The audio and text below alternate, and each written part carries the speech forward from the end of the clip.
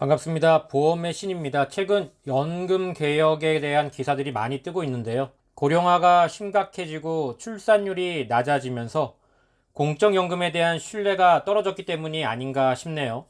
그래서인지 사적연금에 대한 문의가 부쩍 늘어났는데요. 그보다 더 중요한 연금을 지급하는 통화에 대한 부분은 생각보다 고려를 많이 하지 않는 것 같아 달러연금을 한번 다루어 보려고 합니다.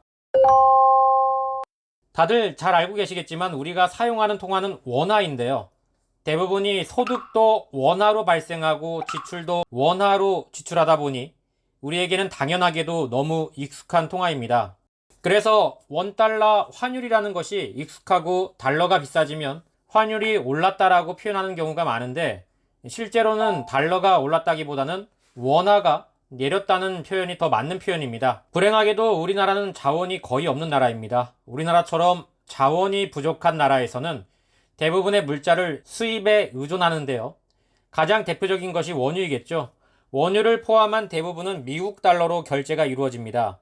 대부분의 물자를 수입에 의존하고 있는데 원화의 가치가 하락한다면 그만큼 더 많은 비용을 내고 물자를 수입해야 하고, 그것은 우리 주변의 모든 물가가 상승하는 결과를 가져오게 됩니다. 예를 들어보자면 매월 연금을 300만 원을 수령하여 은퇴 생활하고 있는데 환율 변동으로 인해 설탕, 기름 등 실생활의 필수적인 항목들의 가격이 2배가 올랐다면 환율 변동 전에 연금을 150만 원 수령하면서 생활하는 것과 동일한 결과가 되어버립니다. 아직 경제활동을 하고 있는 상황이라면 허리띠를 졸라매고 조금 더 참고 버틸 수 있겠으나, 연금에 의존하며 은퇴 생활을 하고 있는 상황이라면 상당히 난감할 수밖에 없는 상황이 벌어질 겁니다. 이런 상황은 과거에 많이 발생했었는데요. 대표적인 것이 1997년 발생했던 IMF가 있습니다. 발생 직전 700원대 중반에서 거래되던 달러가 2,000원까지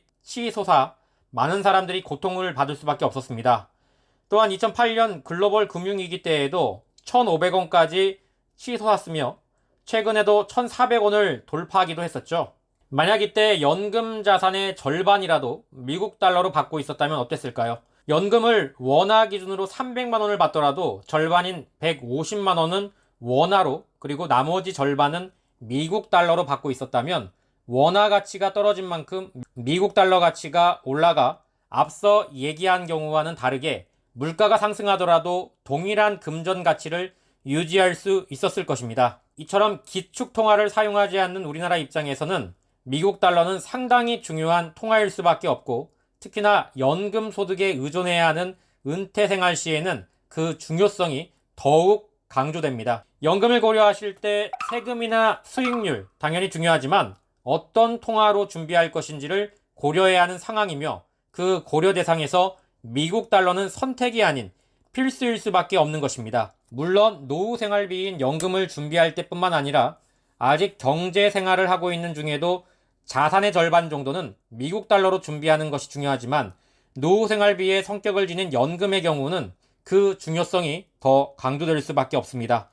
향후 연금을 고려하실 때는 비과세나 세액공제, 그리고 수익률보다 어떤 통화의 연금을 준비하실지를 먼저 준비하시는 것을 추천해드리고요. 어느 정도 비율로 달러를 준비하는 것이 좋은지, 또는 통화를 달러로 선택했을 때 기대 수익률이나 금리는 어떻게 되는지 등 추가로 궁금하신 부분이 있으신 분들은 네이버 카페 보험의 신 질문하기 메뉴를 활용해 질문 남겨주시면 현 상태에 가장 적합한 추천안을 드리고 향후 추세에 맞는 전략을 안내해 드리도록 하겠습니다. 감사합니다.